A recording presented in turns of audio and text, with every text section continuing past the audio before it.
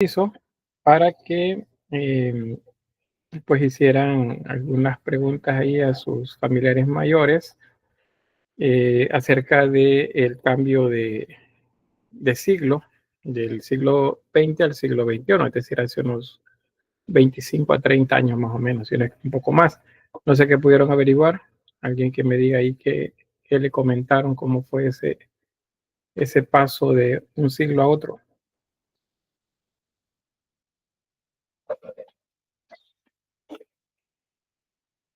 Ajá.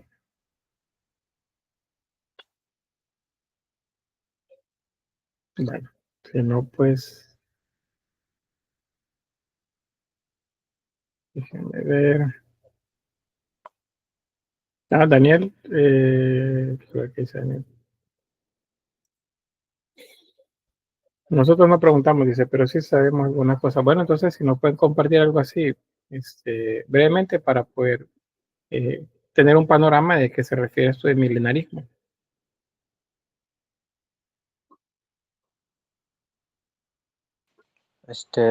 Buenas tardes. Pásala. Según comentó usted, y bueno, yo ya había escuchado un poco, muy superficialmente quizá del tema, pero había escuchado que cuando se llegaba a el nuevo milenio, precisamente como era un cambio o la entrada a un nuevo grupo de 1000 años, que la gente tenía muchas expectativas sobre lo que eso iba a significar, por decirlo, sobre la idea del futuro en algunos aspectos y otros con un enfoque más sobre el fin del mundo, sobre eventos que podrían suceder. Como digo, mucha expectativa ante el nuevo milenio. Muy bien, gracias. ¿Alguien más te ha preguntado?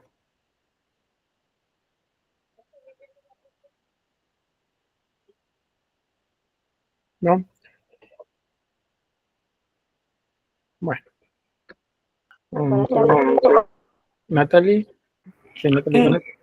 Sí, recuerdo que usted también dijo que como que investigáramos, ¿verdad? Que pensábamos nosotros que era, o que nos decían que era milenarismo.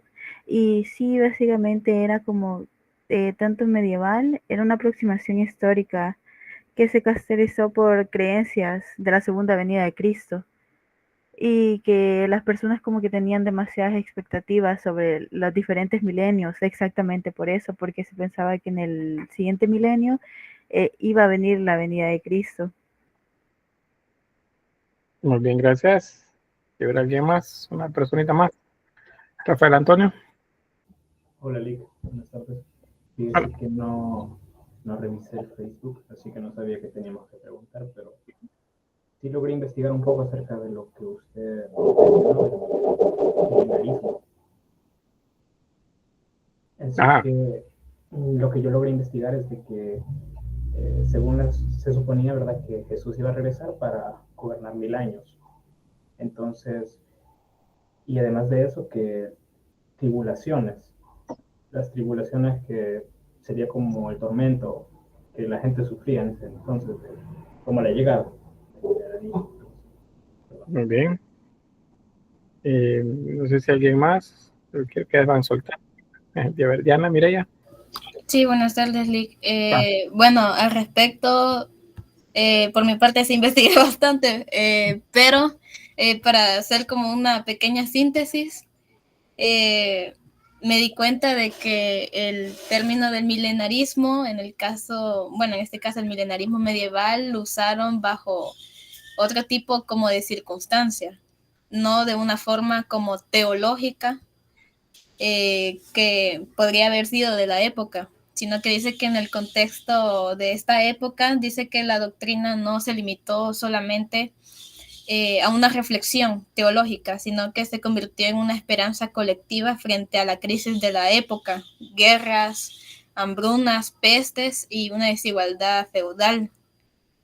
También que adquirió un carácter social y político muy marcado para muchos campesinos, monjes y predicadores, y también era concebido como una era de justicia en la tierra, donde las estructuras opresivas serían destruidas y se establecería un orden nuevo basado en la igualdad y la paz, y que generó movimientos populares que en ocasiones desafiaron al orden establecido llegando a promover revueltas contra los señores feudales o incluso contra la iglesia institucional. Y también, bueno, con el pasar del tiempo, investigué un poco más que hubieron otros milenarismos. Hasta la actualidad tengo registro de 6.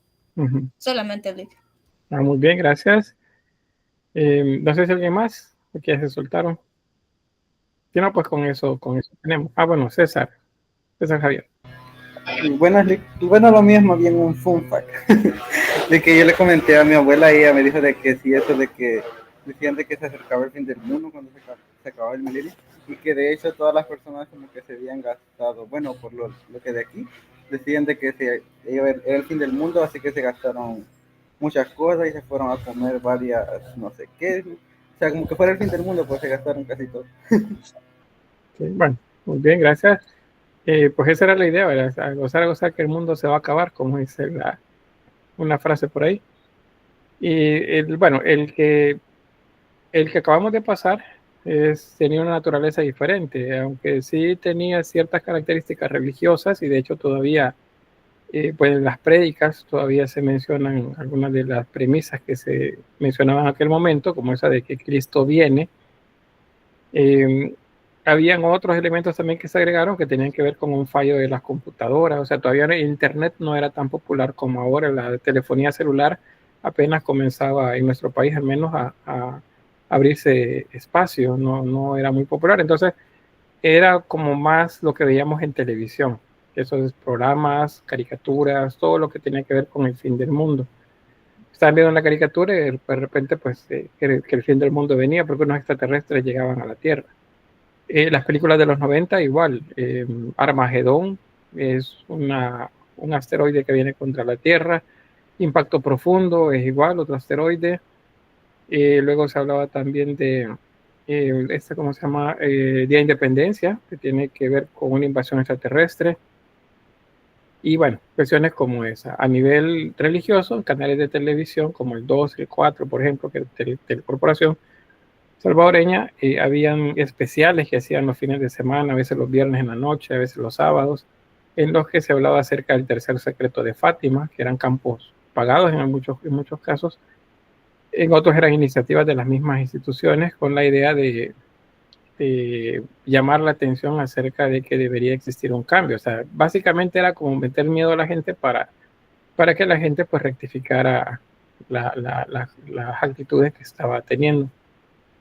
Nosotros pues, veníamos saliendo de una guerra también en ese momento. Entonces, en ese contexto es que viene el milenarismo para nosotros. Pasándonos 1000 años atrás, que es el que tiene que ver con el milenarismo medieval como tal.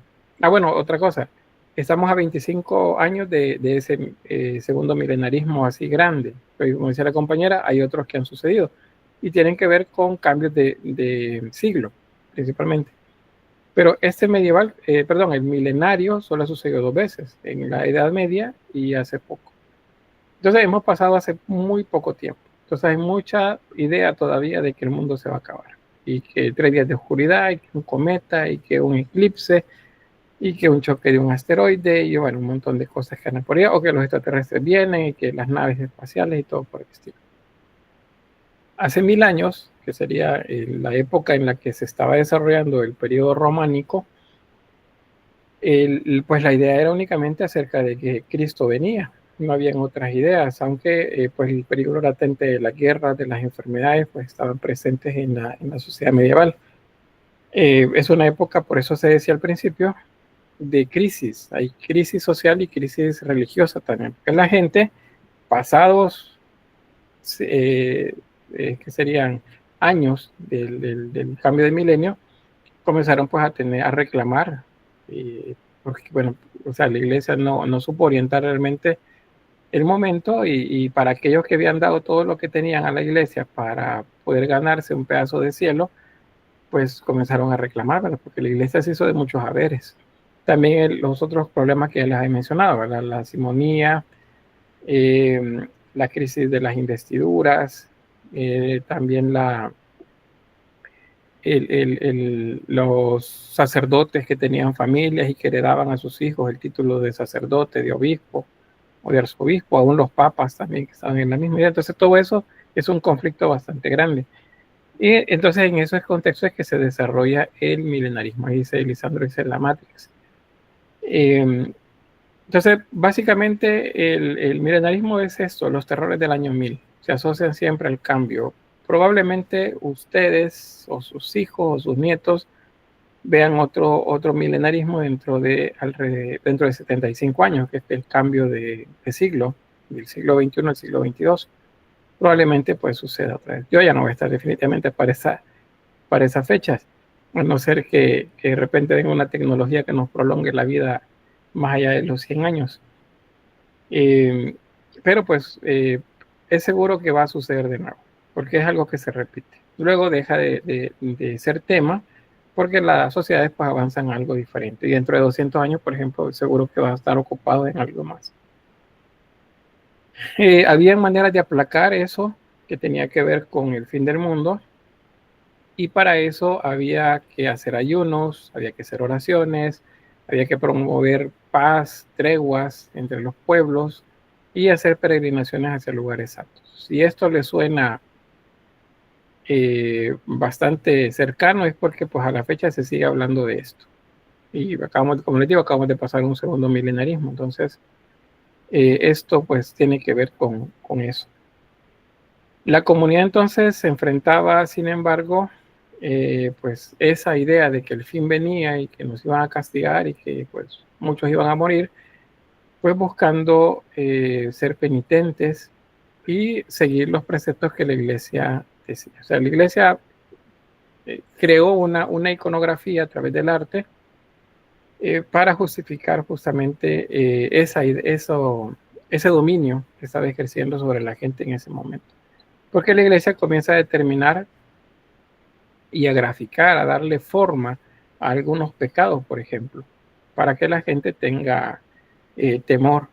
Si antes algo solamente lo sabían de oídas, pues ahora lo pueden ver en una imagen, que es como eso que ven por acá. Les decía que el lugar dentro de la portada de una iglesia, la portada es parte de la fachada. Esto se llama tímpano, esta parte de acá. Y esto de acá abajo se llama dintel. Acuérdense que a los lados van las jambas y esta pues parte de lo que se llama parteluz, que es la columna que está en medio de la puerta. Entonces en el tímpano, ahí es donde se colocan principalmente las imágenes que hablan acerca del mal y del bien también, y de Cristo que viene en majestad a juzgar a vivos y muertos. Entonces esta imagen de Cristo como elemento central no es un pantocrator. Este se llama Cristo en majestad, porque viene, sale de la mandorla, que les decía, es la idea de volver a nacer, y viene pues a juzgar. Esa es la posición que tiene él acá. Ahora, como parte de eso, de lo que había que hacer para que eso no sucediera, o por lo menos para que las personas que querían no recibir castigos, pues tuvieran algo con que justificar pues su vida. Entonces se establecieron rutas de peregrinación. La más importante es la que lleva a Santiago, a la Catedral de Santiago en Compostela. Se conoce como Santiago de Compostela. Esa es una ruta bastante larga. No nace de una sola vez desde Roma, por ejemplo, sino que son rutas que se van agregando poco a poco hasta llegar a Santiago de Compostela, que está en esa zona al noroeste de España. Es España, aquí está Portugal abajo, entonces aquí está Santiago de Compostela. Y esas líneas que ven acá son rutas de peregrinación. Si alguien quería, por ejemplo, que Dios fuera compasivo con él, con su familia, entonces pues lo que le recomendaba a la iglesia es que hiciera el camino de Santiago, es que caminara, porque tenía que caminar hasta llegar a Santiago y ahí hacer una ofrenda. Al dar la ofrenda, allá les daban un documento que atestiguaba que habían hecho el camino y por lo tanto tenían solvencia sobre algunas cosas o dispensa también de algún tipo de obligación. Eso pues era lo que se establecía acá. A la fecha el camino todavía existe, camino de Santiago, Yo conozco un par de personas, compañeros de la universidad, que han hecho este camino desde la frontera con Francia y se han tardado pues semanas en llegar hasta acá. También algunos españoles que he conocido, pues ellos me han dicho, no, yo ya hice el Camino de Santiago, mi hermano lo va a hacer en verano. Entonces, eso es algo que se sigue haciendo. Ustedes que siguen redes sociales, pues en Instagram hay una señora española que comenzó a hacer el Camino de Santiago y fue famosa porque le pusieron que él hace el Camino de Santiago y le sale todo mal. Y se hizo famosa porque por cómo iba narrando ella sus caminos de pueblo en pueblo, buscando un albergue donde pasar la noche. Entonces, digamos que cobró un poco de notoriedad para aquellos que no conocían el Camino de Santiago, aunque fue a través de una red social. Pero, pues esos son iglesias de peregrinación. No es la única, sino que hay bastantes en diferentes lugares. Si les traigo a nuestro país acá, pues internamente no tenemos muchas iglesias de peregrinación, pero en Guatemala sí hay una iglesia a la que los católicos pues van en enero, se hacen excursiones y van ahí un viaje de un día o dos pues para ir a visitar Esquipulas, donde está la imagen, una talla en madera del Cristo de Esquipulas, que se le llama, que es un Cristo negro. Y bueno, ahí pues toda la estructura de esa catedral es la estructura de una iglesia de peregrinación. Ya les voy a mostrar luego cómo es una iglesia de peregrinación. Entonces eso es algo que se hacía para tratar de aplacar los castigos que pudieran tener las personas en esta época. Hay algo interesante también, como la gente hacía el camino a pie y llevaba dinero porque había que hacer una ofrenda al llegar allá a Compostela, entonces había muchos asaltos. Entonces se establece desde Roma que cualquiera que robe a un peregrino en estas rutas, pues va a ser excomulgado. Y aunque en la actualidad, en el caso de los católicos, saben que la excomunión es el apartarlos, el privarles de todos de todos los privilegios que les enviste el ser cristianos católicos, y bueno, eso también les impide, hasta de cierta forma, pues el camino a la redención, ¿verdad? Entonces, era algo grave. Bueno, es algo grave para los católicos actualmente, pero en aquella época era una tragedia seguramente si eso sucedía. Entonces, de esa forma trataban de que no hubieran asaltos. Y hay muchas historias, hay muchos milagros de los que se habla, y ya en el periodo gótico, por ejemplo, acerca en el camino. Alguien, por ejemplo, que un posadero es el dueño de la posada donde la gente pernoctaba. Él, por ejemplo, sabe que llevan dinero, y entonces él mete unas piezas de plata en la alforja, en la bolsa que llevan estos peregrinos, y luego cuando ellos se van, pues pone la denuncia y dice que le han robado, que le robaron piezas de plata. Entonces van, los detienen y efectivamente ahí estaban. Y entonces los acusan de robo, y entonces tienen que pagar como una indemnización para la persona que fue afectada. Y en algunos casos, pues como pues en las leyes rigurosas del momento, pues se castigaba eso con la horca, con la pena de muerte. Entonces hay de esos milagros que se cuentan acá de personas que las colgaron, quedaron colgadas que las iban a matar así, y nunca murieron, o sea, no morían. Simplemente porque era falso lo que se estaba hablando. Entonces llega a la iglesia y decía, bueno, entonces aquí hay un milagro, no se muere, está normal, y él sigue alegando de que es inocente. Entonces revisaban, y en los alegatos pues resultaba que terminaba aceptando el posadero, por ejemplo, que había hecho toda esa historia para tratar de conseguir beneficios. Entonces hay muchas historias vinculadas a los caminos o al Camino de Santiago. Bueno, vamos a avanzar. Aquí les dejo un poco de texto sobre eso, sobre el Camino de Santiago. Esta es la iglesia del periodo románico, es una catedral románica. Ya en esta época se le comenzaban a agregar elementos, al menos en esa maquetación que se ha hecho acá, reconstrucción de la época románica, ya tiene algunos elementos góticos. Ese rosetón, ese se llama esto, un rosetón gótico. Acuérdense que en lo que hemos estado viendo hasta ahorita son tragaluces, son ventanas angostas y son ojos de buey, son círculos pequeños para que entre la luz de manera controlada.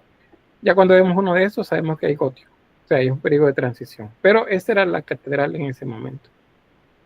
Aquí venía la gente, caminaba, llegaba al altar, caminaba alrededor del altar, en el ambulatorio, porque ahí se considera que está pues la tumba del apóstol Santiago. Esa es la catedral en la actualidad.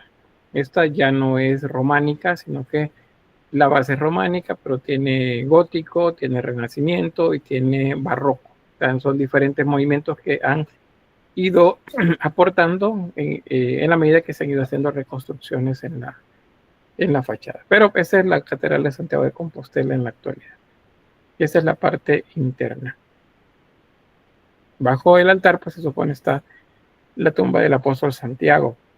Y alrededor es un ambulatorio. En el caso de, bueno, quienes acá en la clase son católicos, han ido a Esquipulas, pues ustedes saben que se puede caminar alrededor, ¿verdad? Eso se llaman ambulatorios y sirven para que la gente camine sin necesidad de acercarse al altar. Porque acuérdense que el altar es una zona sagrada, según la creencia cristiana católica, y pues ese lugar es considerado solamente para los sacerdotes, obispos o el papa en todo caso. Bien, ya sobre eso pues ya le hemos hablado del carácter religioso del arte románico.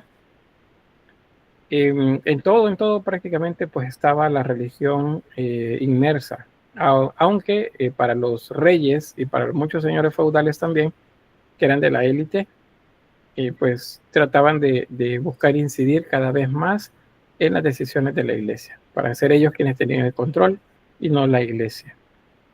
Vamos a encontrar pinturas, tallas sobre piedra, en el caso de escultura adosada a las paredes, pero también tallas de escultura que son exentas, tallas en madera. De esta época sí hay tallas en madera. Y hay muchas representaciones del Cristo en majestad. Acá vean dos mensajeros alados, dos ángeles, que están abriendo o sosteniendo la mandorla. Y de la mandorla pues viene Cristo en majestad para juzgar. Y hay imágenes pues de apóstoles también. Vean que el dibujo es bastante sencillo, pero esa es la parte más temprana, o sea, es al inicio. Déjenme ver por acá que veo en el chat. Kevin, bueno, hay que esperar que se estabilice la conexión. Y Marisela dice, a mí me prometieron que me iban a llevar a Esquipulas cuando estuviera grande, pero nunca pasó.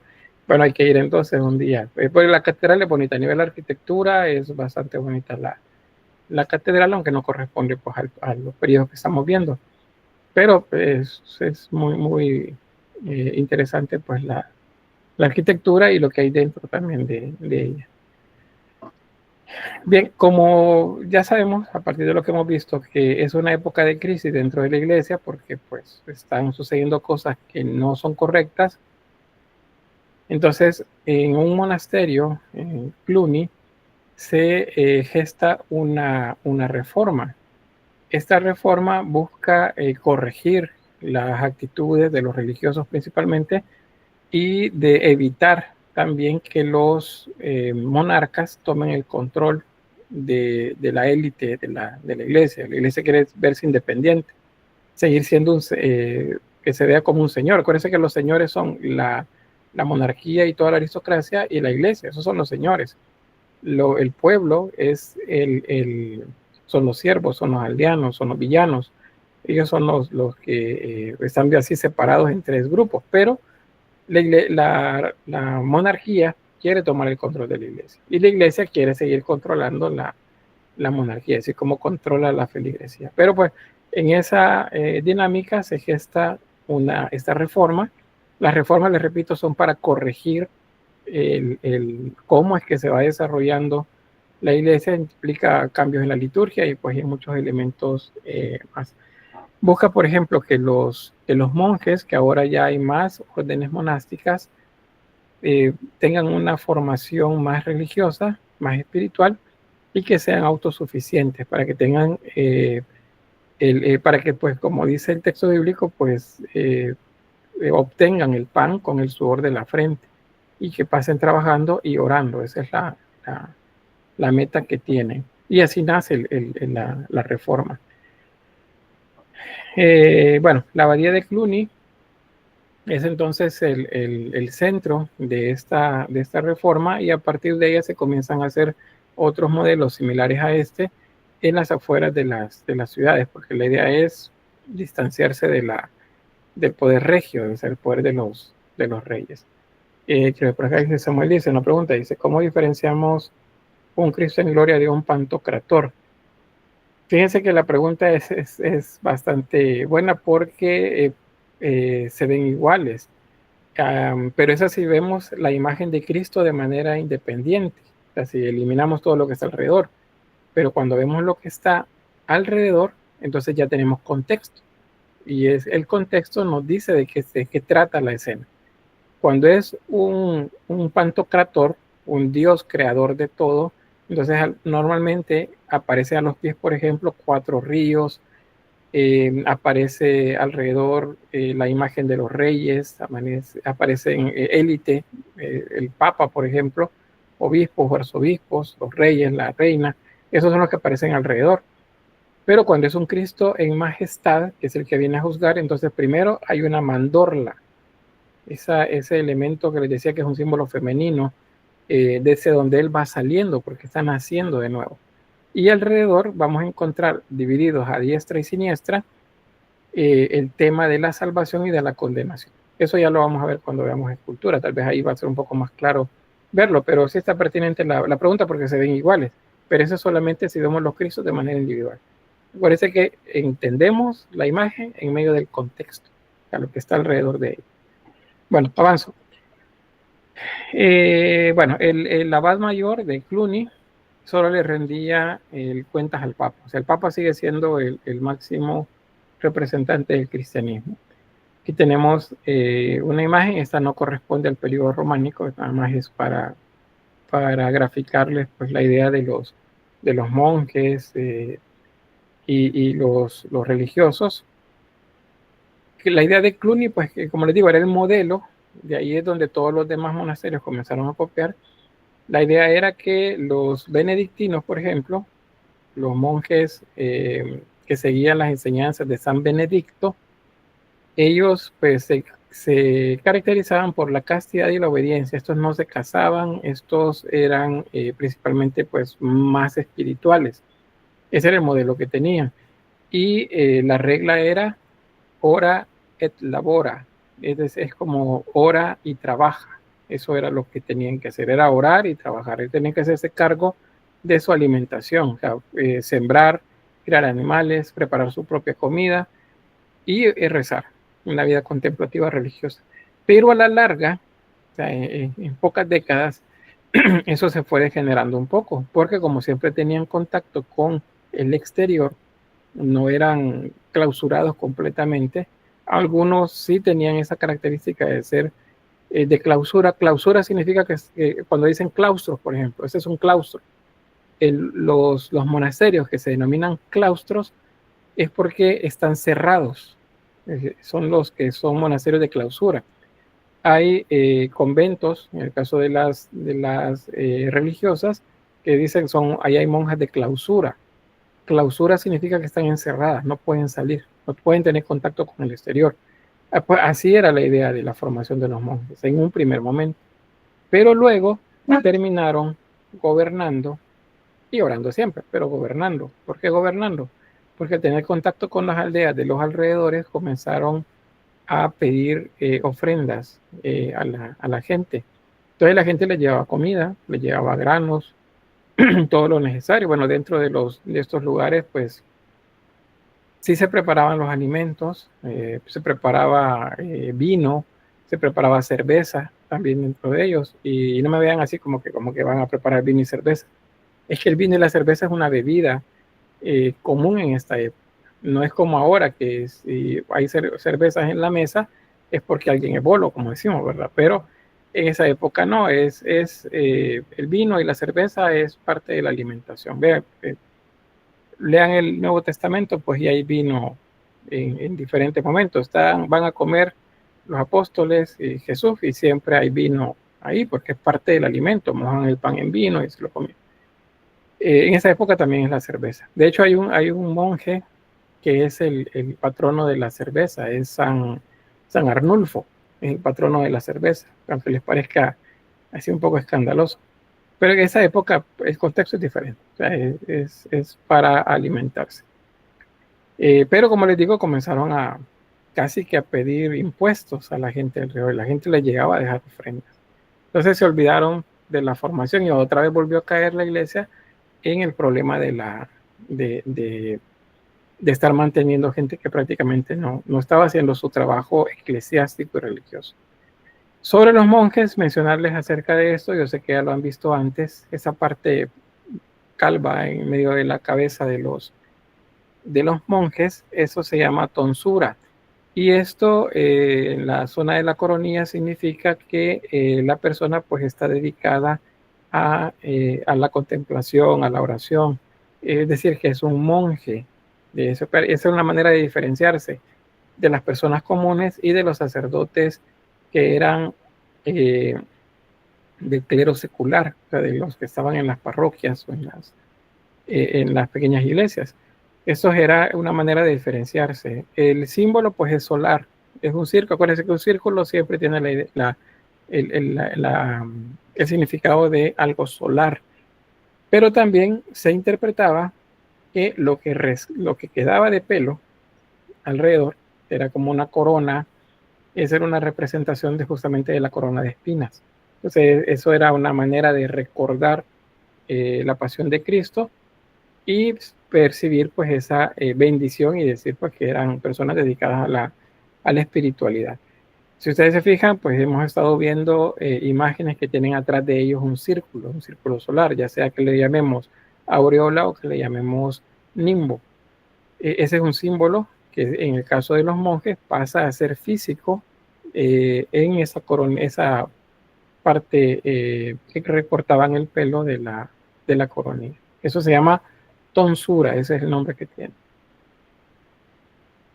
Bien, ¿qué buscaba la reforma? Vamos a verlo rapidito. Pues la separación que ya les mencionaba de los poderes seculares y espirituales, o sea, la iglesia y los reyes separados. Eso era lo que buscaba. Y que en la iglesia, especialmente monjes y sacerdotes, se alejaran de donde los dominaban los reyes, porque ellos los estaban, como dicen, ganando para ellos, ¿verdad? O sea, que estuvieran más a favor de los reyes. La iglesia no le convenía eso porque perdía tierras.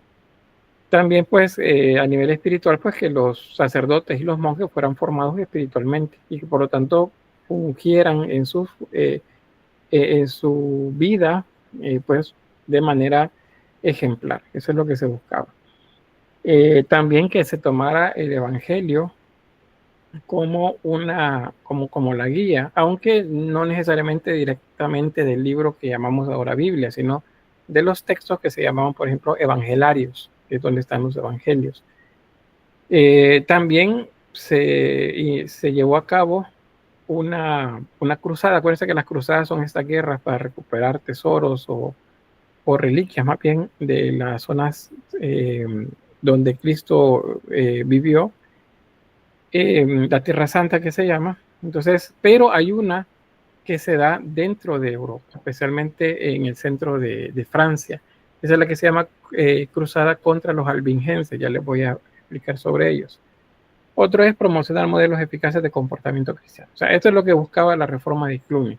La primera reforma fue la del Papa Gregorio, era Gregorio VII, pero esa igual no surgió al final pues los resultados que necesitaban en todas partes, y entonces hubo necesidad de una segunda, que es la reforma de Cluny.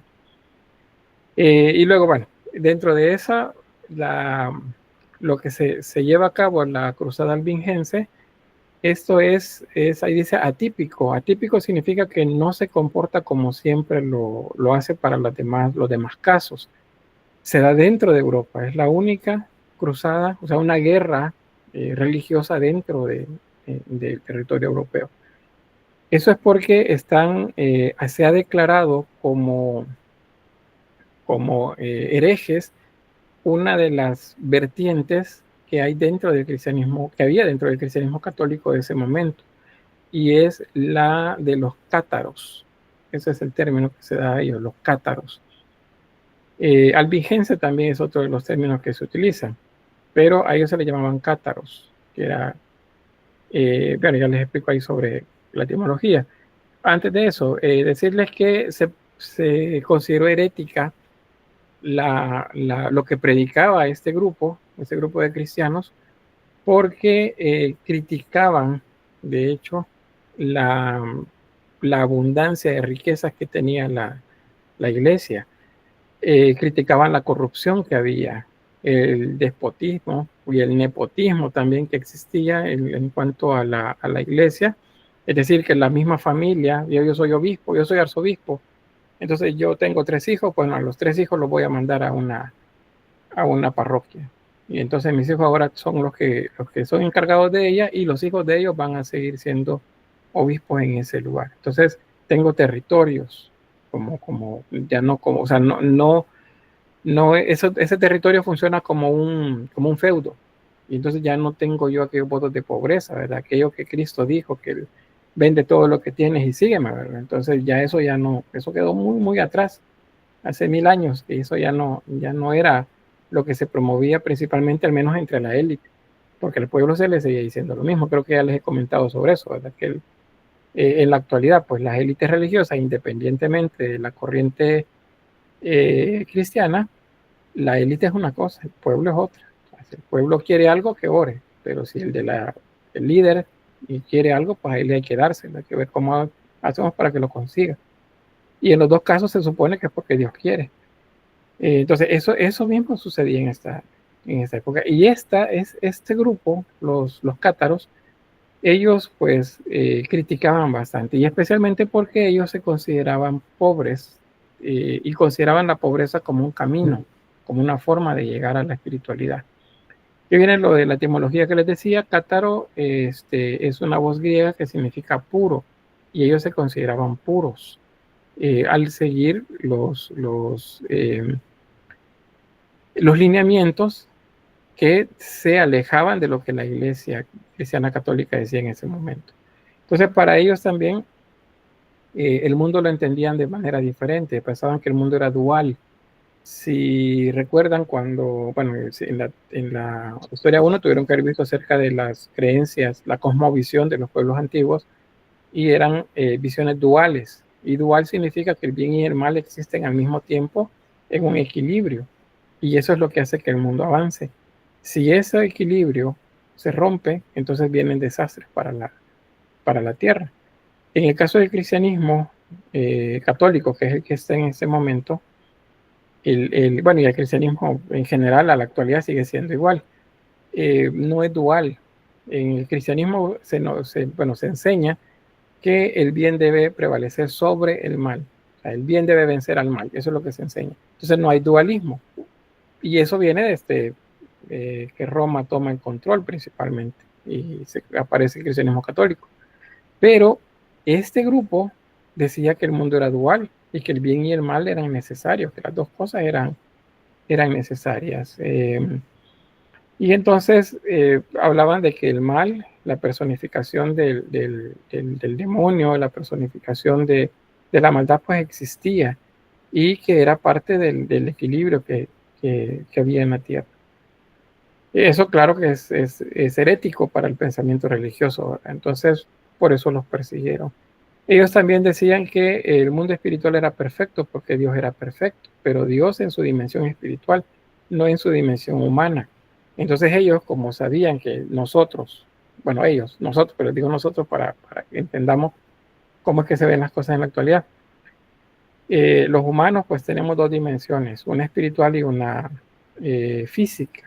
Entonces ellos se mortificaban la parte física para poder glorificar la parte espiritual, porque para ellos eso era lo que importaba. Entonces no hay lujos, la pobreza es un camino, esas banquetes pues no existían, había que comer lo necesario.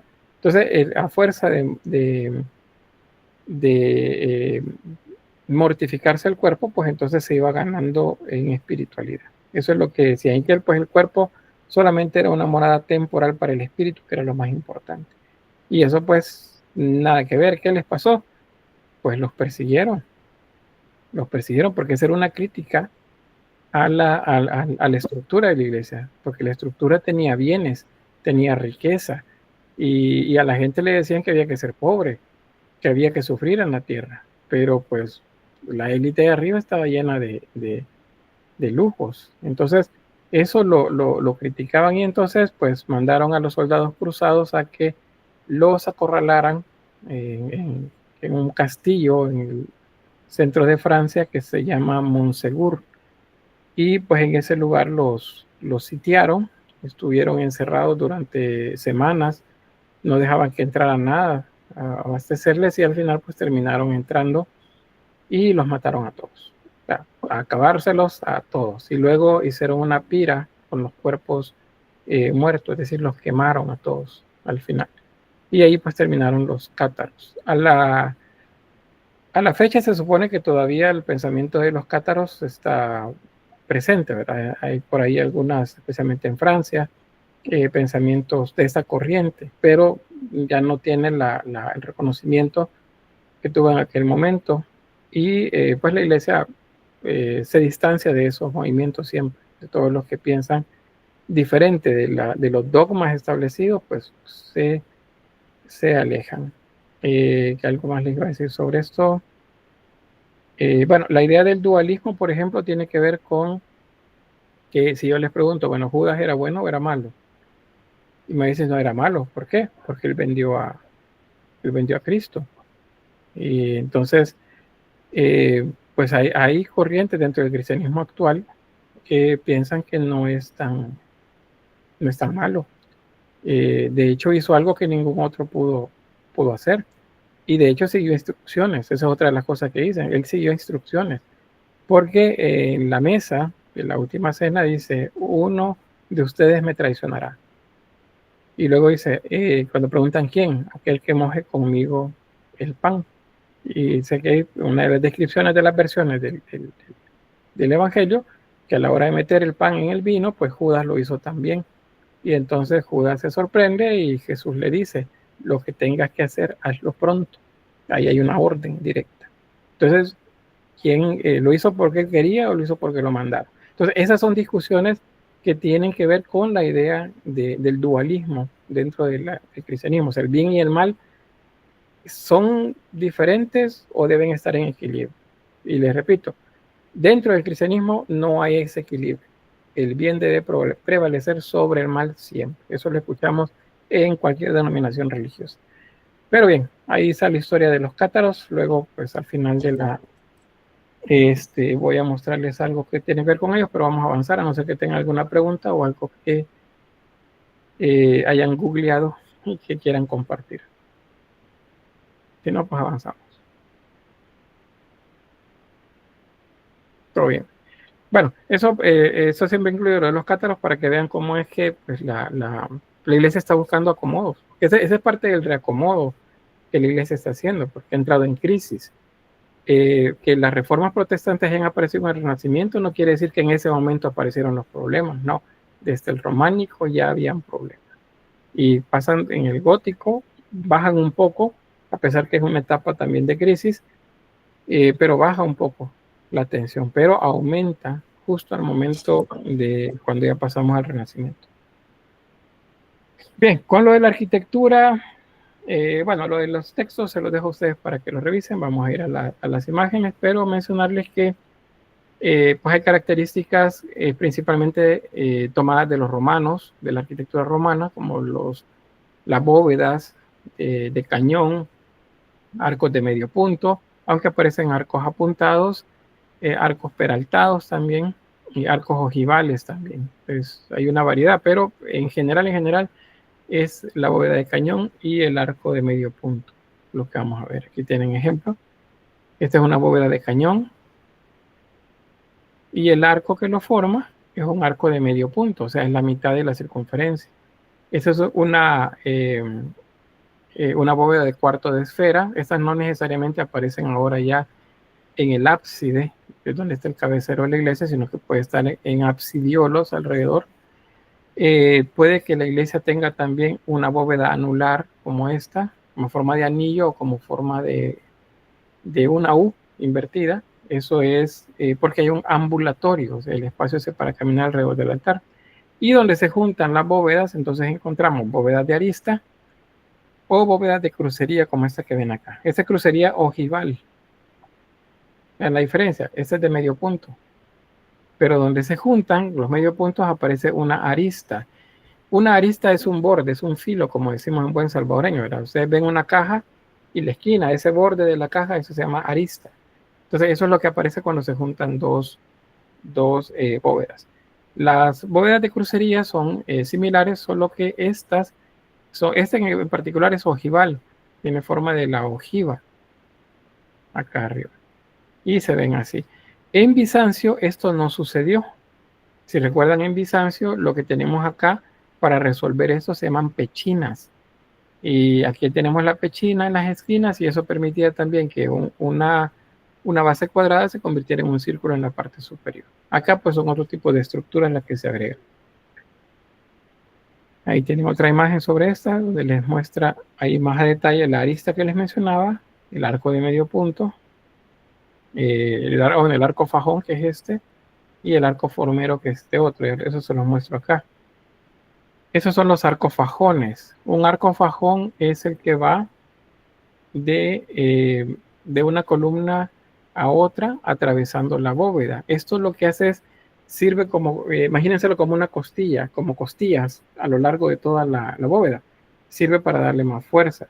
Ustedes que tienen clase en las materias prácticas, en el tercer nivel de la escuela de arte, ustedes ven eso, esas bóvedas que están una a la par de la otra. Nosotros le decíamos, cariñosamente le decimos tejas a esas bóvedas, pero son bóvedas.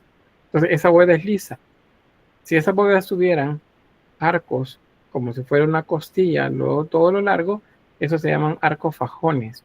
Y los arcos fajones se acompañan de otros, que son esos que ven aquí en la pared, como manera de arquería ciega, y estos se llaman arcos formeros. Entonces, los arcos formeros, que son esos que van de columna en columna, pero pegados a la pared, más el arco fajón, que es el que va atravesando como que fueran costillas la bóveda, estos ayudan a que las estructuras sean más sólidas y por lo tanto los edificios tienden a elevarse, se hacen más grandes. En la parte externa están los contrafuertes que ayudan a sostener el peso. Este es un ejemplo de una iglesia, digamos, común de la región de España, especialmente. Este es San Martín de Fromista. Y esta pues es un modelo de las iglesias, aunque no corresponde a las más complejas, pero digamos que es un modelo, una bóveda una estructura con forma de cruz inscrita, torres, campanario a los lados del cuerpo principal de la fachada. Esto es en el caso de España, eso tiene que ver también con lo que los musulmanes hacían en las mezquitas, que era colocar los minaretes. En este caso no son minaretes, se llaman torres campanarios, decimos.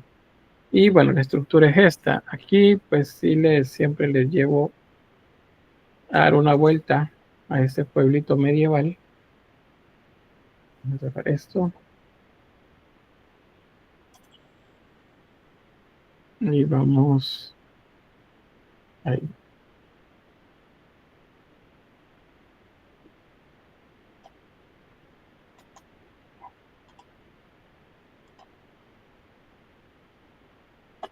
Bien, vea que está en el norte de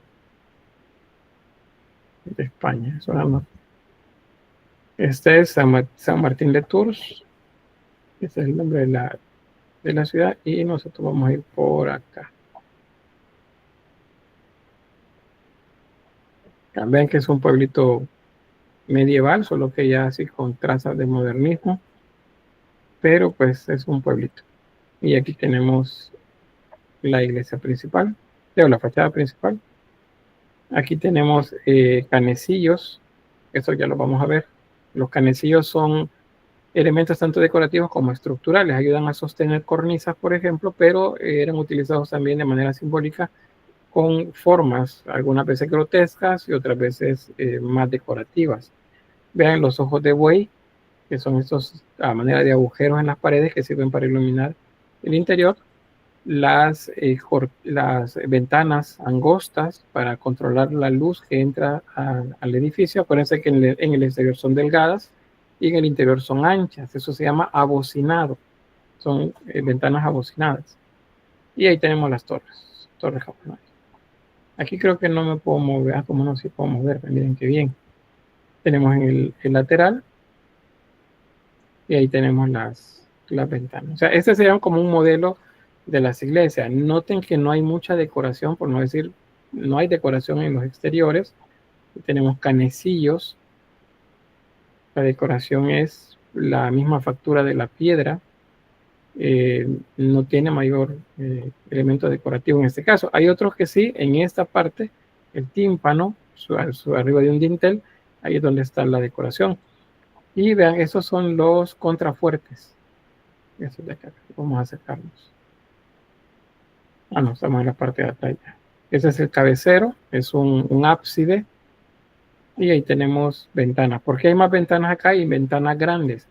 Porque acuérdense que estas iglesias, tanto el prerrománico como el románico, la idea es que la luz entre con fuerza en esta parte para que místicamente parezca que se ilumina. No parezca, de hecho se ilumina, pero parezca que es la presencia de lo divino lo que aparece en el altar. Por eso es así. Ahí tenemos más canecillos alrededor de la decoración. Creo que podemos entrar para mostrarles así rapidito qué pasó.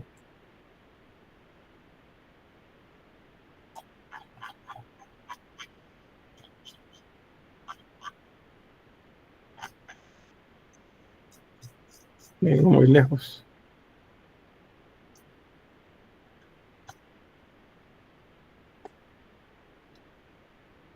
Vamos a entrar.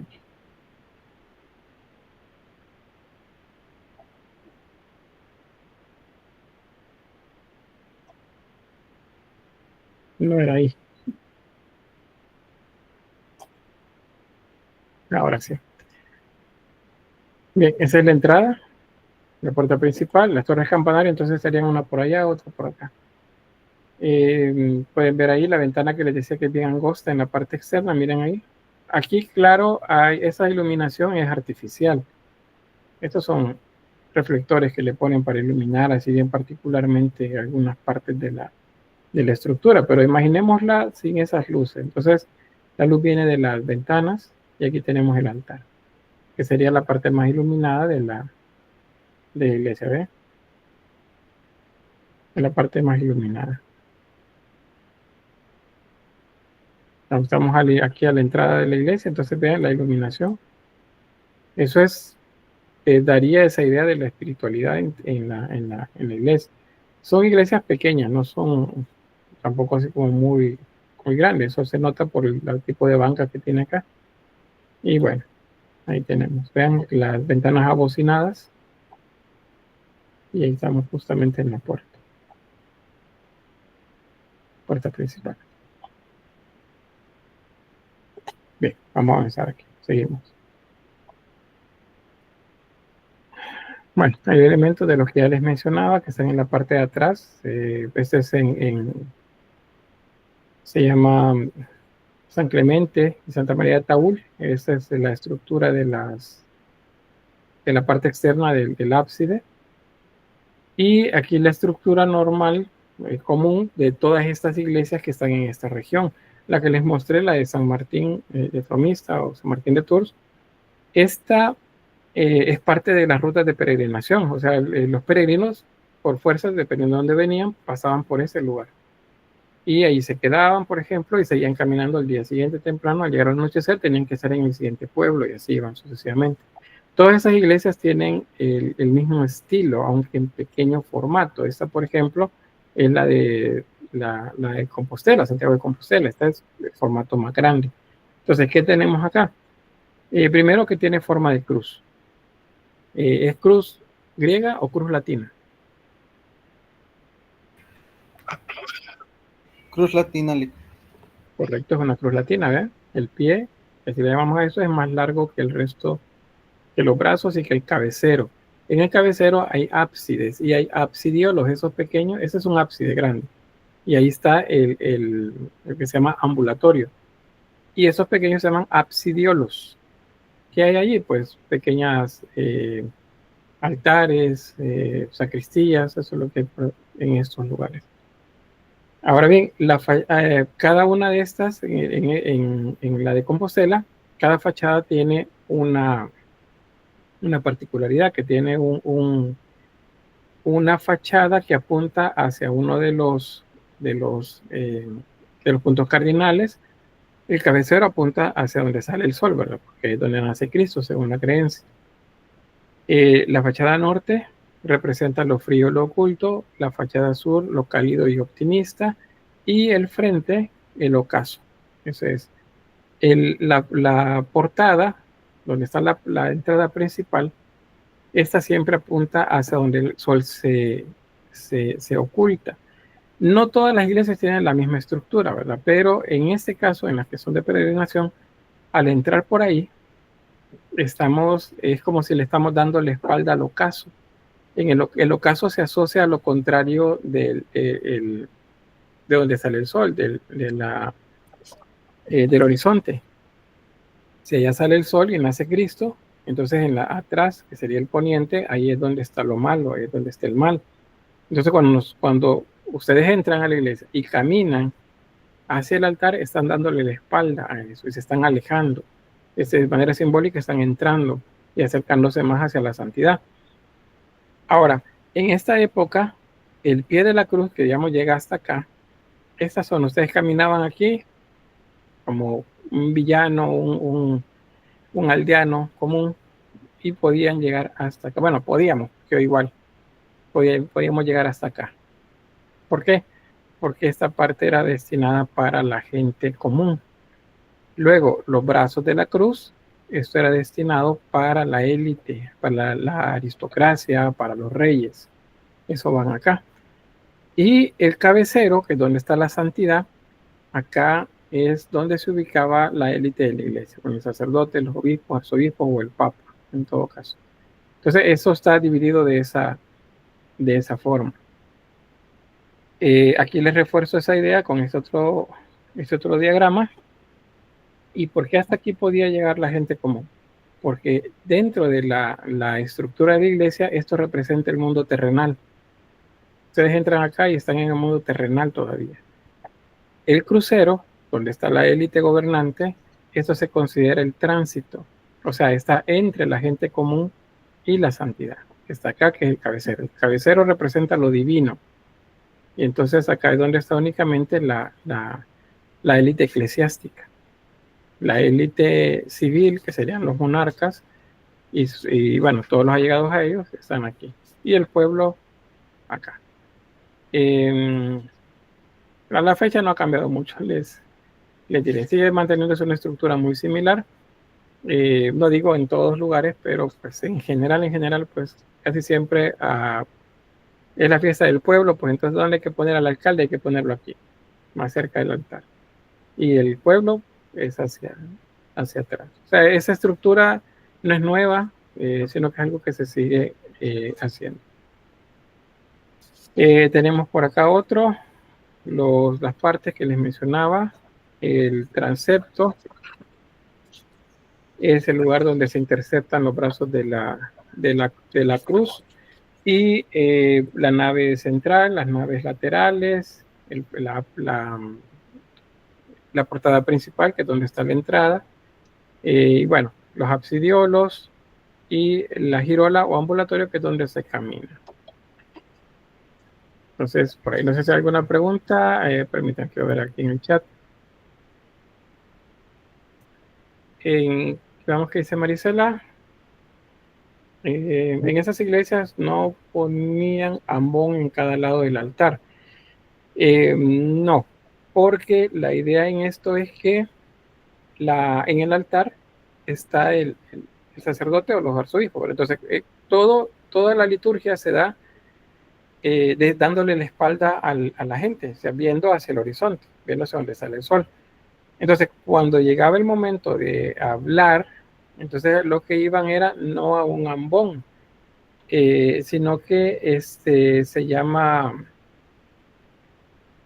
tiene un nombre, se me acaba de escapar el nombre, pero es una estructura alta en la que el sacerdote se subía y desde ahí podía ver a la feligresía hacia abajo, hacia todos lados, si estás en el transepto por acá, y desde ahí pues hablaba, y ya daba se me escapa el nombre, fíjense, me voy a acordar del nombre, pero normalmente, por ejemplo, en una de esas iglesias pudo haber estado acá, acá o acá, o sea, en la zona del transepto, y desde ahí es donde se hablaba hacia hacia el pueblo, se dirigía hacia el pueblo. Eso, por cierto, en las iglesias actuales ya no existen, pero en algunas iglesias viejitas todavía están esas, al menos como un elemento antiguo, colocados ahí para que la gente lo vea. Bien, no sé si hay alguna pregunta. Se ha movido el texto acá.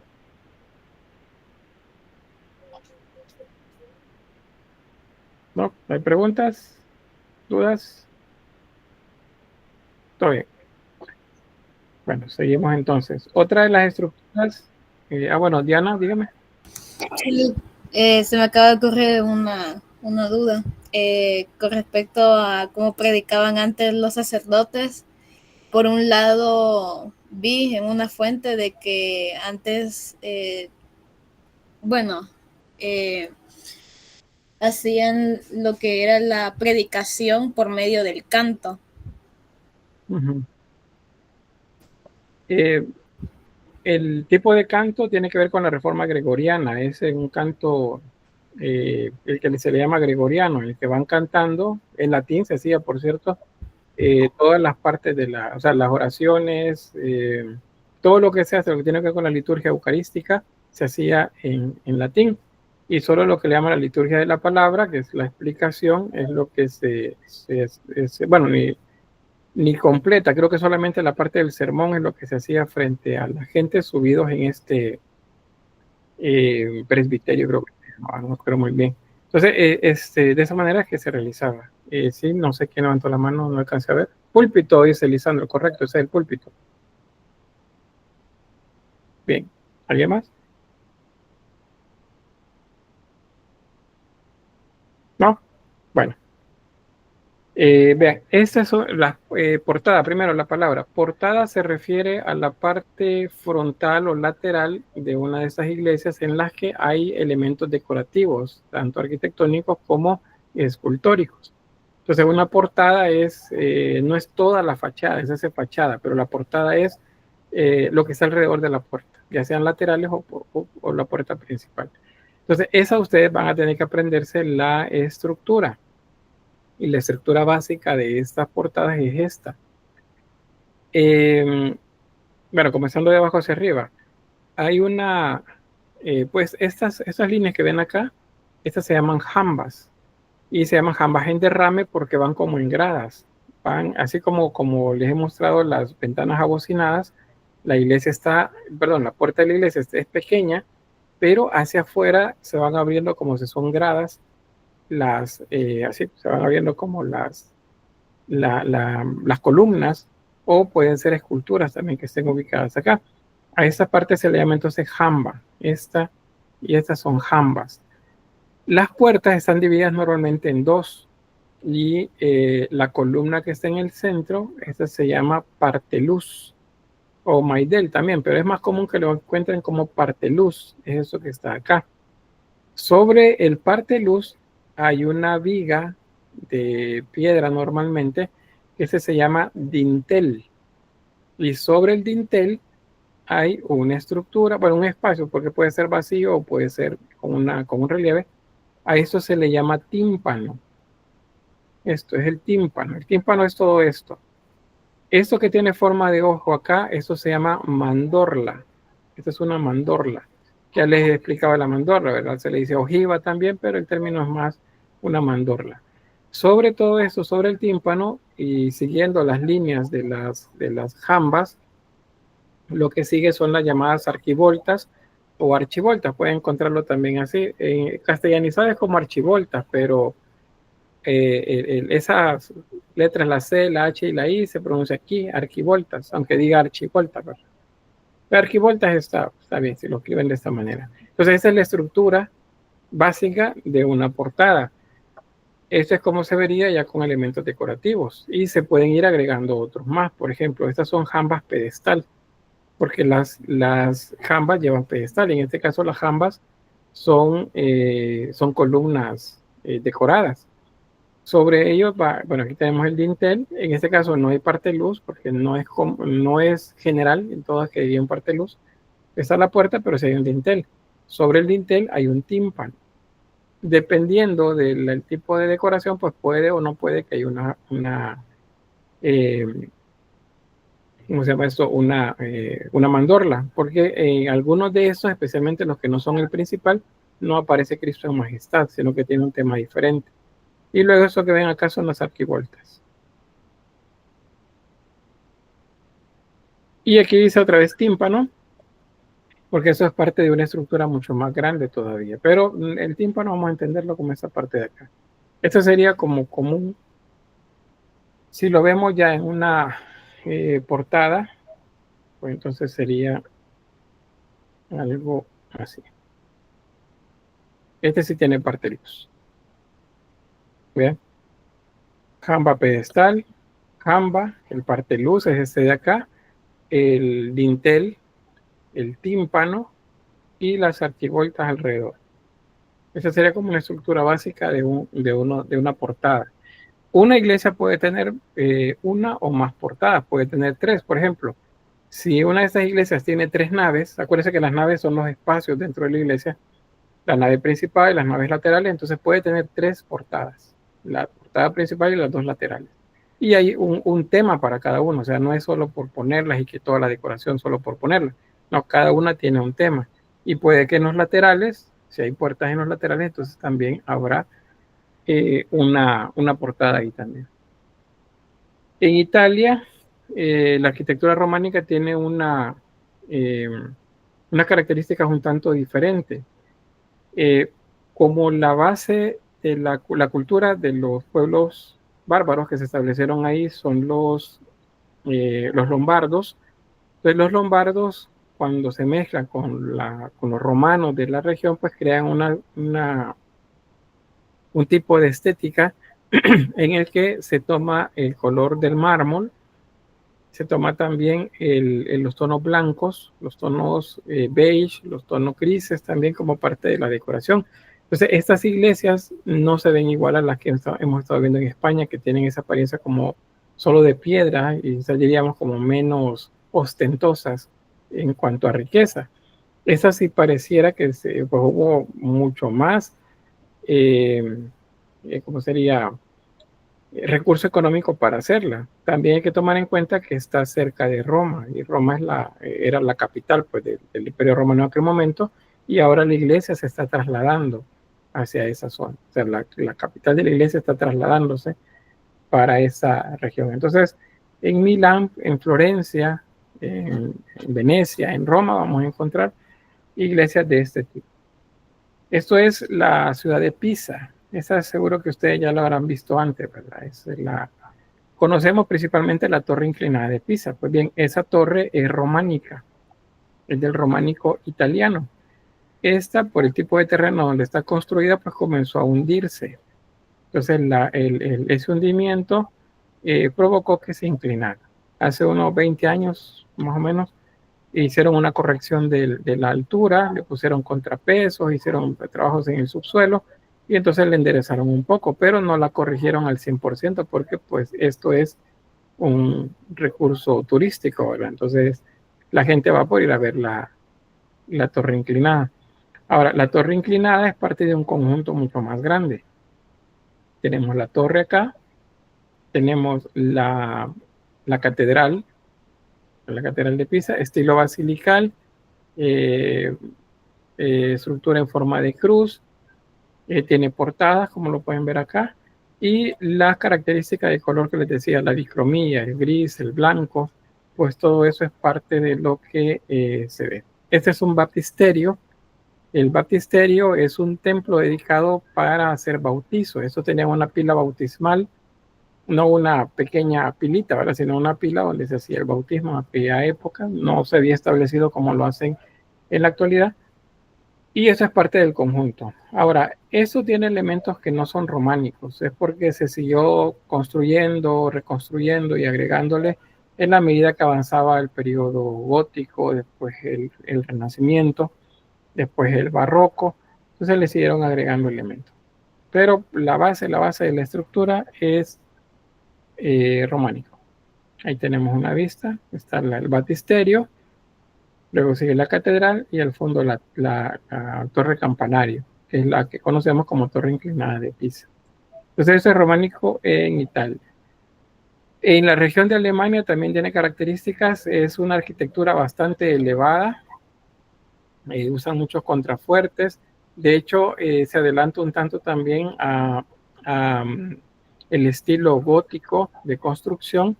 Y bueno, estas iglesias, como les digo, se siguen construyendo en los siguientes siglos y por eso al final es una mezcla de románico y de gótico. Y la característica que observamos pues es como esta. Worms, Spira, pues son ejemplos de eso. Así son. Son como muy elevadas, muy altas. Y tienen siempre la forma de cruz, como lo pueden ver acá, con torres campanario en algunos casos al frente, como también en la parte posterior. Eso es entonces románico en Alemania. En España, pues ya les mostré el modelo de la de San Martín de Fromista, pero pues hay diferentes iglesias. La de San Martín, pues que ya les había mostrado. También hay un poco de influencia del área de las Galias, la región de Francia también. Y el Camino de Santiago, que es el que determina en mucho, al menos en la zona norte, pues el tipo de arquitectura. En la zona bueno, por acá, hay también esa mezcla que les decía con la influencia francesa, y ahí es donde encontramos esta, por ejemplo, la de San Clemente de Taúl o de Santa María del Taúl. Esas son de las características de esas regiones. Son regiones montañosas, alejadas de las grandes ciudades. Por lo tanto, son iglesias pequeñas, no son tan grandes. Ahí tenemos las dos. Esa es la de Santa María y San Clemente de Taúl, como les mencionaba. Y estas pues también vamos a hacer una visita de campo ahorita. Vamos a ver aquí San Clemente de Taúl. Entonces vamos a salir de acá. Aquí nos movemos, ven, vamos hacia la zona, bueno, a ver acá, es la frontera con Francia, en la región catalana, y es una zona montañosa, pueden verlo ahí.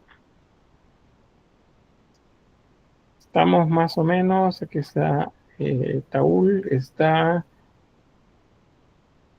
más o menos a 1500, 1400 por ahí, metros sobre el nivel del mar. Y aquí tenemos las iglesias. Esta es Santa María de Taúl. Ahí está. Vean que es una zona alta, como siempre, las iglesias las hacían en lugares altos porque tiene que ver con el control de territorio. Y la de San Clemente está un poco más hacia el oeste, hacia el sur sería en este caso. Aquí está. Esta es la de San Clemente. San Clemente de Taúl. Ahí está. Son iglesias pequeñas. Vamos a ir primero a la de Santa María. Acá. Creo que vamos a pararnos por acá. A ver si no estamos afuera. Bien, ahí está. Ve un pueblito medieval igual. Eso no crean que son originales, ¿verdad? Eso los han ido reconstruyendo, pero nos da idea de cómo eran los pueblos en aquella época. Este es uno de los laterales, no, la puerta principal. Esta es la puerta principal. Vean, muy austeras, no hay decoraciones en la portada. O sea, es una portada sencilla, solamente el arco de medio punto. No tiene mayor decoración. Tenemos el lateral. Este lateral. Y la torre campanario, que es bastante alta. Las ventanas angostas en el exterior, abocinadas, como ya les había mencionado. Y aquí está el cabecero. Y el cabecero. A eso le llaman bandas lombardas, le llaman a este tipo de decoración que tienen acá arriba. Acuérdense que los lombardos pues son del lado de Italia, pero la influencia de ellos está en el sur de Francia también. Entonces, esta es Santa María del Taúl. Creo que podemos entrar.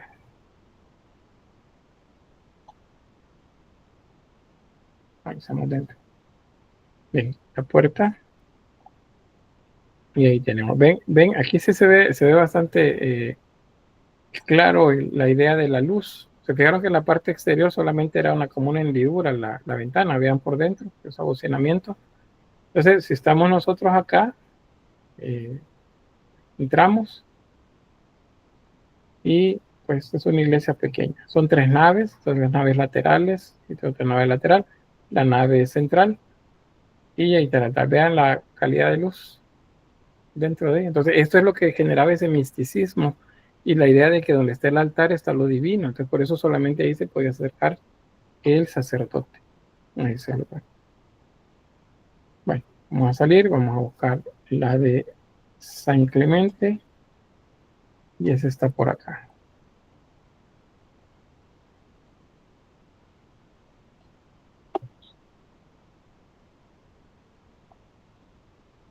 Ya está, este es el cabecero. Vean las ventanas.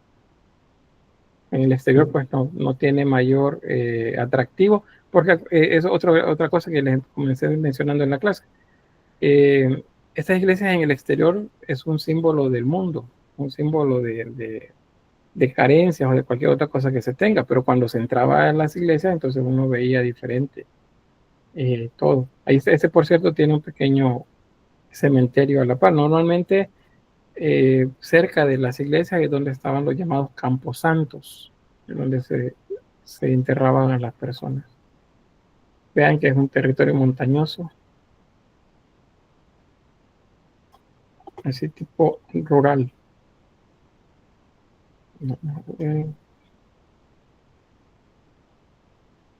Creo que no hay, bueno, no hay por acá. Creo que no hay una vista de frente, es solamente esta. Ahí está la torre campanaria. Y mejor vamos a entrar.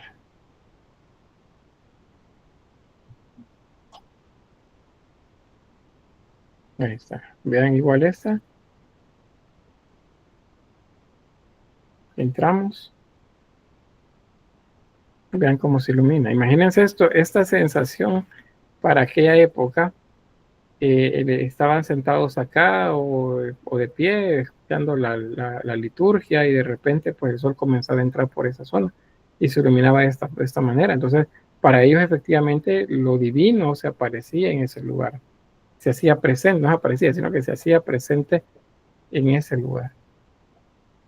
De ahí la importancia de que las iglesias estén principalmente apuntando hacia donde sale el sol, simbólicamente porque Cristo viene desde ese lugar y ese lugar entra la iglesia. Ustedes fíjense en su ciudad, en su pueblo, hacia dónde están orientadas las iglesias. Probablemente no estén apuntando hacia donde deben, pero es porque ya para nuestro siglo pues depende del terreno. Donde compraban el terreno, así lo hacían. Sin embargo, las que están orientadas de norte a sur tienen también esta misma idea, porque la luz entra de manera lateral al altar en la mañana o en el atardecer por el otro lado. Bueno, vamos a ver acá. No sé si hay alguna pregunta. Si no, pues termina la excursión y nos vamos. Ahí está. Aquí deberíamos de estar sentados, miren, ahí recibiendo la clase aquí afuera, ¿verdad? Pero bueno, dado que no se puede, pues hay que hacerlo de esta manera.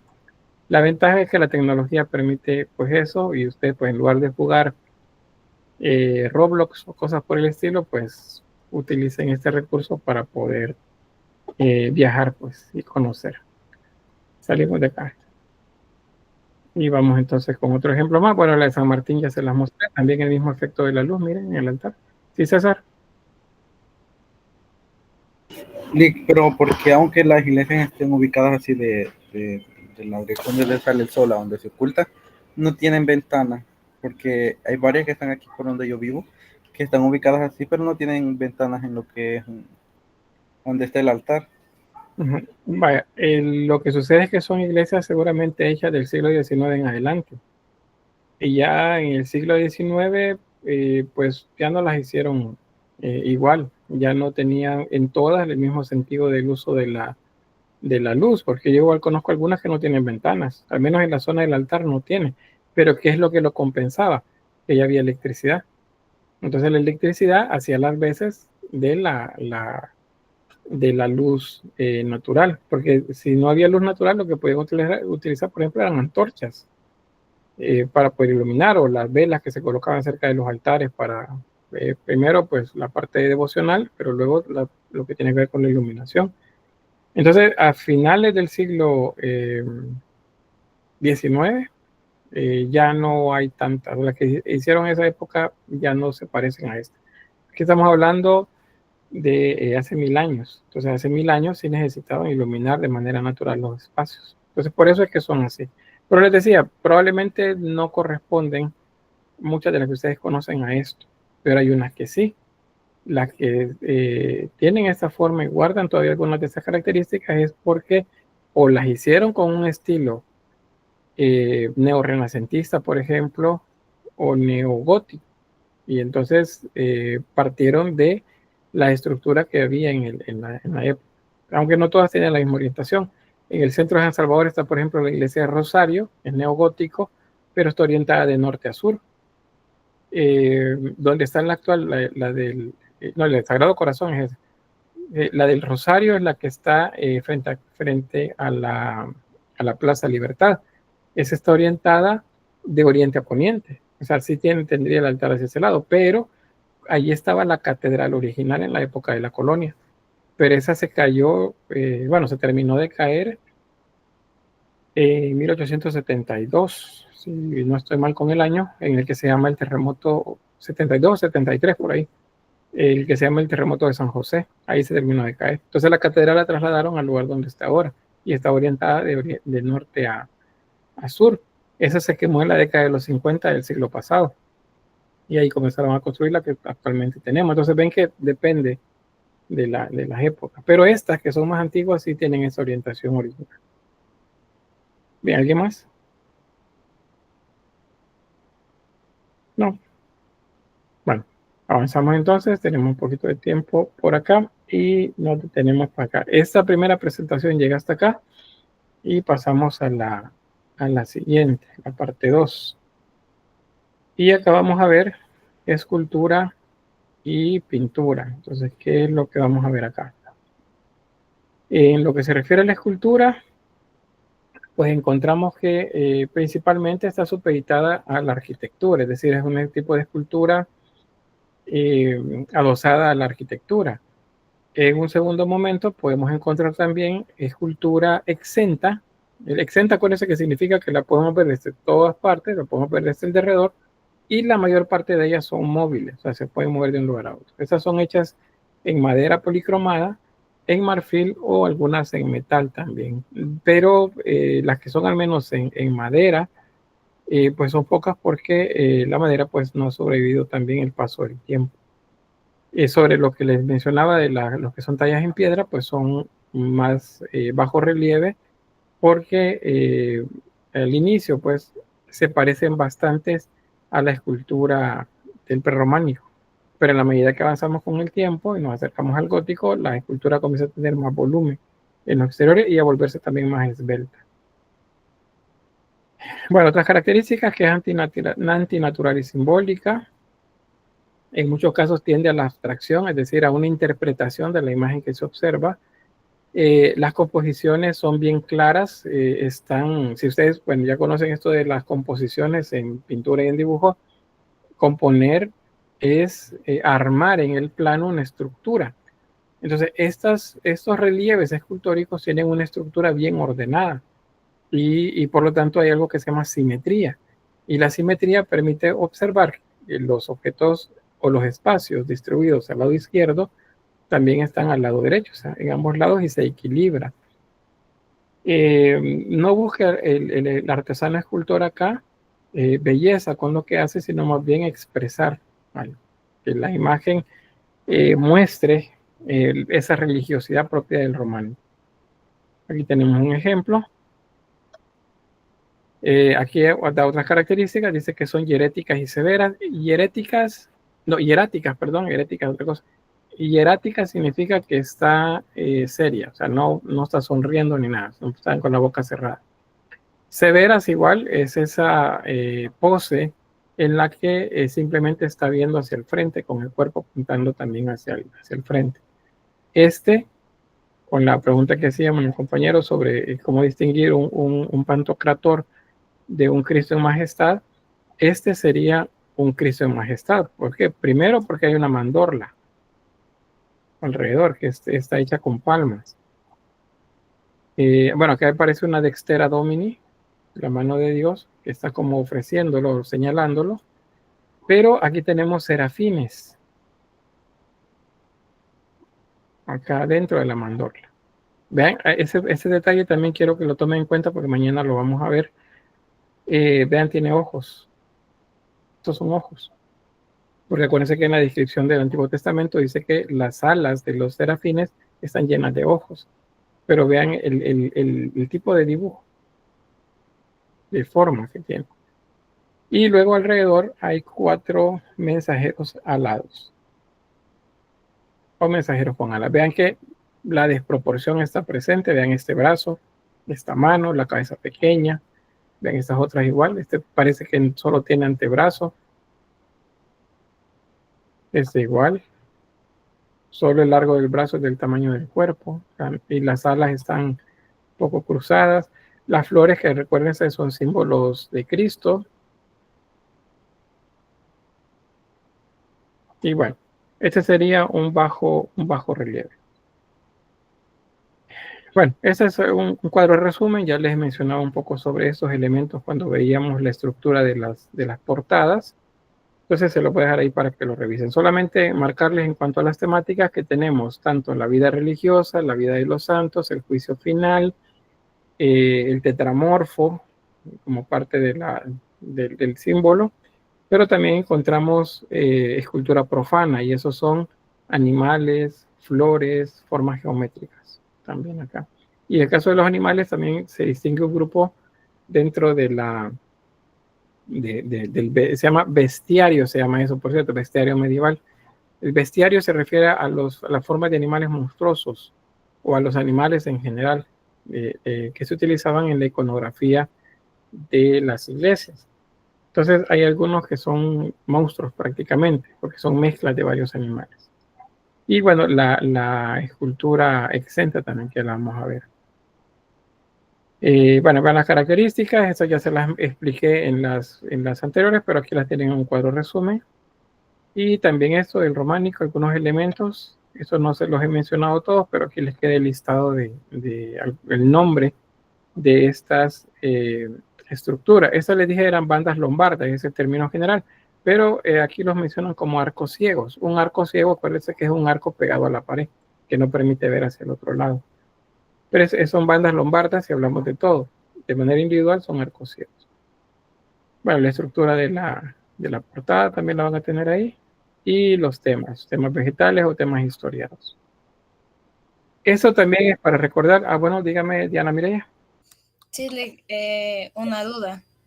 Con respecto a la escultura y la pintura, entonces, en el arte románico, ¿fue menos el caso de el Pantocrator?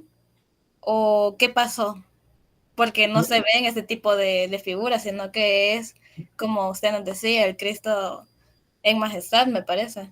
Sí, así se llama, Cristo en majestad. Es porque el tema cambió. En aquel se presentaba como a Cristo, o sea, Pantocrator significa creador de todo. Pan es todo, o es uno en el entendido como todo. Y el otro creator es el creador o el hacedor. Entonces, Pantocrator es el hacedor de las cosas.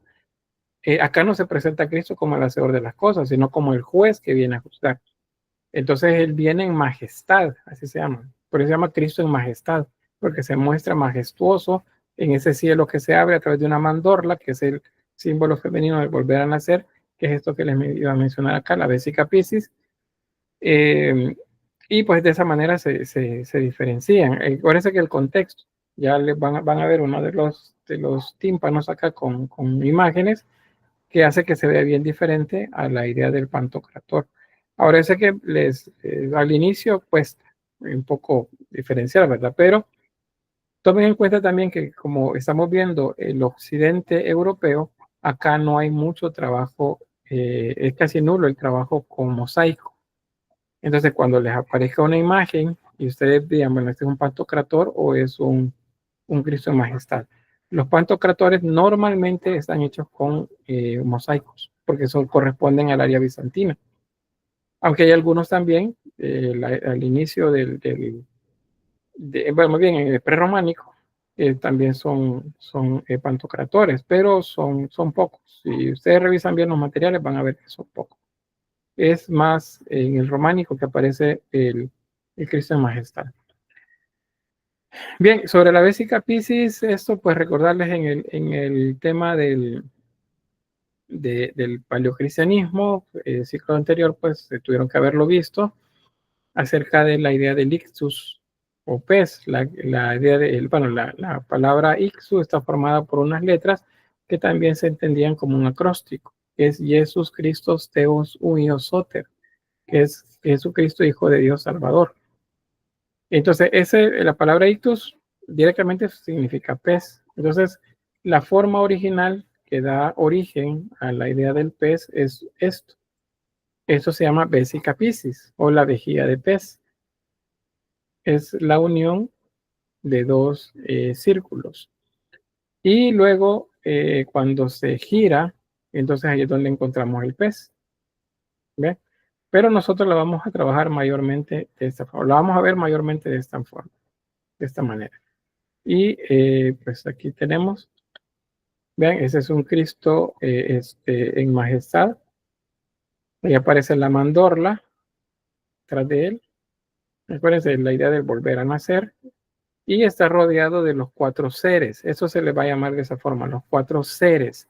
¿Quiénes son? Pues son Mateo, son Marcos, son Lucas y Juan. Son los cuatro evangelistas.